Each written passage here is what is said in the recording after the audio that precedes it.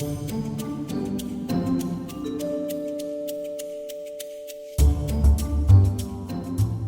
back to the Food on Demand podcast. I'm Bernadette, managing editor, and today we're podcasting right from the Food on Demand conference. We are in the exhibit hall at the Bellagio, and I'm thrilled to be connecting with operators on the floor and grabbing their insights. And so first up, I grabbed Allen Beck here of Costa Vida. Thank you for joining me on the pod. Thanks for having me on. It's always a good time to hang out with you. So, yes, we're big fans of what Costa Vida and Allen Beck does. He's done quite a bit of webinars and things like that for us. So tell me a bit about your role for anyone who doesn't know you, and a bit about Costa Vida just to start off. Yeah, so role has recently evolved. I am now the director of brand technology at Costa Vida. Basically what that means is I oversee all of the off-premise catering, app and web, third parties, and our drive-thrus.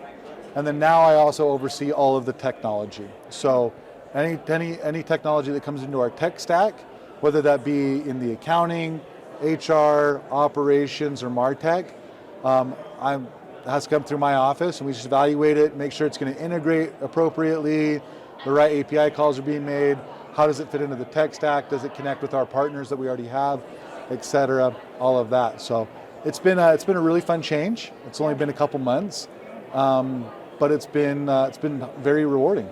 So. Yeah, and I'm sure that role is going to ever evolve. It seems almost every year it's a different conversation in the tech space with restaurants. Yep. So, you're walking around the floor, you're attending some of the breakout sessions. What's the buzz this year? What are you hearing top of mind for operators, or what are you thinking about? What's really interesting is there seems to be a really big buzz, talking with some close friends like Sam Stanovich from Big Chicken and others. There seems to be a really big focus on catering, and making sure that brands are looking at it holistically, and that they can continue to drive incremental profitability. And what's really interesting on that is just by having those conversations, several brands aren't looking at it from what I call a fully burdened effect, which is labor, food cost, paper cost, any marketing costs associated with it. Because it's great to drive incremental business and incremental catering, but are you driving profitable business into the store? And so a lot of brands I've spoken with, they're like, well, I'm growing catering, but we're not making money. And I'm like, well, that's great.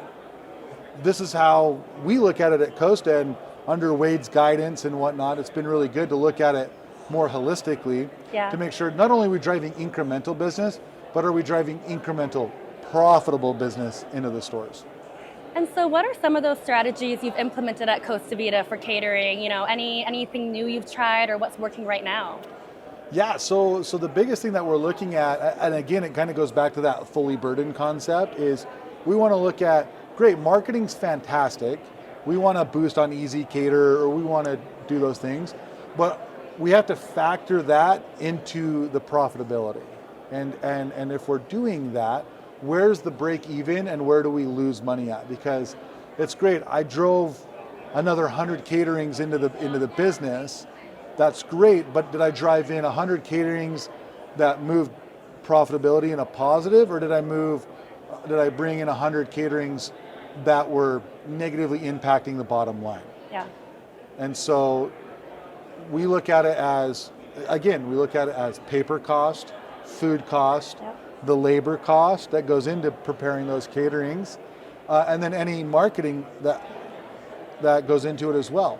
And then when you look at it fully burdened like that, then you can say, okay, this catering, I sold $100 and I made $200 on it. Okay, that's great. Or did I sell it for $100 and I only made $90 on it, so I'm $10 in the negative? And you look at it, fully burdened, or the whole holistic approach, then you know what you're doing. Yeah, and something I always talk about is, when we talk about off-premises, delivery, pickup, catering, it's not just that, it's technology, it's the integrations. And so can you talk a bit about that journey and how this ecosystem has changed with the integration of technology, and it keeps changing? How can operators keep up? Yeah, so the question I always pose with any technology is, what are you wanting to accomplish with it? Are you trying to gain efficiencies? Are you trying to reduce cost? Because if you're just adding technology for the sake of adding technology, you're just going to upset your operators and your marketing team and your operations team, et cetera. And so whenever you add in technology, you want to add in a technology to solve a specific problem or an end goal.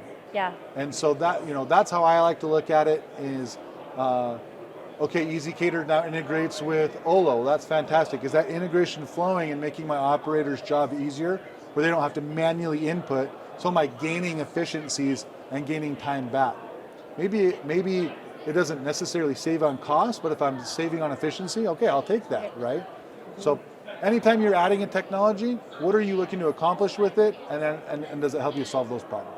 Yeah, that was a great breakdown, and it's what you said is the technology talking to each other. Does it work together? You can't just keep adding on different SKUs, and integration is important. Partnering with a vendor that can integrate with your systems, as you mentioned. Absolutely. For us, there's two sacred technologies, and that's our POS system with Toast and our e-commerce system with Olo. Sure. And so everybody has to play nice with those two, and if they don't, they could be the greatest technology out there to solve the biggest problem, but if you don't play with those two for Costa Vida, then we don't move down the chain with you guys.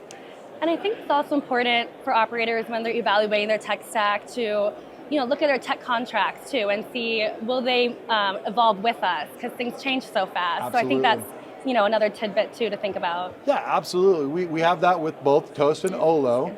They don't have a feature that we want right now, so that's written into the contract. Sure. that if we, let's say we want a feature set with drive-through with Toast, right?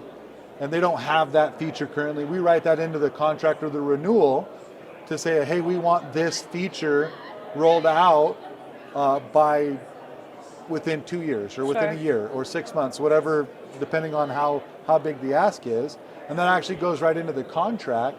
And so then that way in future when we say, hey, you want us to renew, but we still don't have this feature set from the last contract, we either need a kickback, a reduction in cost, or some kind of workarounds because you guys haven't fulfilled on this aspect of it. It makes the negotiation process that much easier. Yeah, absolutely. Well, we touched on what's top of mind for operators. You said catering. We're talking about technology, of course. Anything else you're hearing or you're focused on, that might be new or top of mind? Yeah, I mean, for me, it's always driving business into the stores. How do we drive more incremental, profitable business into the stores? So I had great conversations with companies like Fuja and others of how can we partner with you to drive that incremental, profitable business into the store. It's been a great conversation, and then also talking with Science on Call, Andy and them, on resolving those needs of helping my operators. Right? They go in there, they ran out of a product, they 86 it, and then they forget about it. Now we're 2 months down the road and we haven't sold beef for 2 months. And we're like, why are we not selling beef? Why is supply chain struggling there? Partnering with someone like Andy at Science on Call, where his business goes in every day and turns that product back on for us.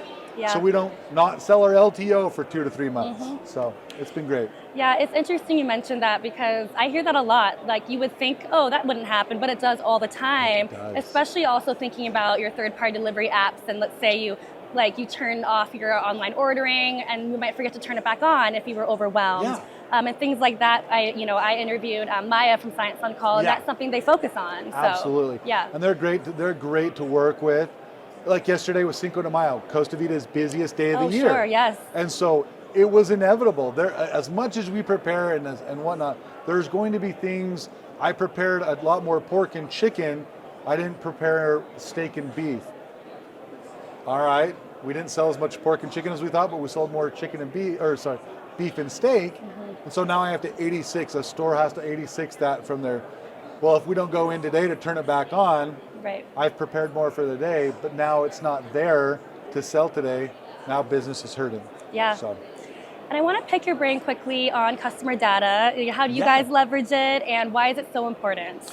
Yeah, so it's great. Right now, it's been a big focus for us. Wade Allen, our president, this has been a big initiative for him. And we have built an incredible data lake and data warehouse where we're getting all of our data in. So it's been really awesome to partner, again, going back to our two sacred technologies. We're getting all of our tokenization data from Toast, all of the dine-in and drive-through orders. And then now we're working with Olo, and we're getting all of that tokenized data through Olo Pay, and we're getting that. And then what we're doing is we're throwing both of those into our data warehouse, and then our data team is going through and scrubbing that data and matching at a 98% match right now. Wow. So now we understand the habits of when Bernadette comes in and dines in at Costa Vida. This is what she orders. This is how much she spends. These are her habits. And then when Bernadette orders off-prem through our app or web or a third party, we're gathering that information there, and these are her habits. These are her spend, and this is what. And now we know how to market with Bernadette. If we have a dine-in marketing campaign hitting, we know how to market to Bernadette. If we have an off-premise marketing campaign, we now know how to market to Bernadette. Bernadette's a vegetarian, and we're running a free pork burrito. Don't send it to Bernadette, right? And so that's how we're leveraging that data and how we're utilizing that with our partners. Well, it sounds like you guys have got it figured out, because that is what operators are trying to do, and their main focus is, how do we get more data and what do we do with it? So learn from the best here. Yeah, thank you, I appreciate it. We're still learning ourselves, yeah, of course. But it does help to know that things are moving in the right direction, and we're gaining more knowledge. And again, it goes back to what I mentioned earlier. What do you want to do with that data, right? I think brands need to ask themselves, great, you want data, but what are you going to do with it? Right. Is it marketing? Is it building stores? Is it retaining guests? What is it? Yeah. And then that's how you want to go and build it. Amazing. Well, we hit so many points in our quick time. Before I let you go for our mini episode, tell me about the importance of connecting at in-person industry events. I know you've been to Food on Demand and you go to other shows. This is really where I think the gold mine is, to connect with operators and to learn. So kind of tell me about the importance of being on the ground and attending these events. So I want to say it's so important to attend these events. When I talk to colleagues in the industry, hey, what events do you go to and why? Because the conversations that happen on the floor, in the hallways, that aren't going to happen on a Zoom call or a Teams call. And what I say by that is what we touched on earlier, driving incremental profitable business through catering into it. That wasn't like hey, I met with Sam Stanovich and said, hey, we need to talk about this. That was, we were sitting at outside the main hall and the conversation happened. Had he and I not been here to sit out there and discuss, that conversation would have never happened. We wouldn't have pulled in other operators to have that conversation. So coming to these events, you come with something in mind. I want to accomplish a new technology. I want to find packaging. I want to find efficiencies in technology, whatever it may be. But then being on here, you're going to find such little gold nuggets by just talking to people at dinners, lunches, grabbing a drink, whatever it may be, that you're not going to have because you can't schedule it. You can't schedule, let's have a session where we just discover something. Right. You can't have that. It's just the magic that happens on the floor, in the hallways, at a dinner, whatever it may be. Those moments just happen, and you can't schedule those moments. Yeah. So. A lot of organic things come out of these in-person things. You can't beat. You can't get that on Zoom, and everyone has busy lives, and scheduling those appointments is hard. And so we're all here, and we can. Yeah, you can't just schedule a Zoom call. Let's have a powwow. BS, yeah, right? No, I got to accomplish something. Yeah. So. Well, thank you so much, Allen. This was great. I really appreciate your time, and I look forward to staying connected. And hope you have a great rest of your time at the show. Okay, appreciate it. Thank you. Thank you. Bye.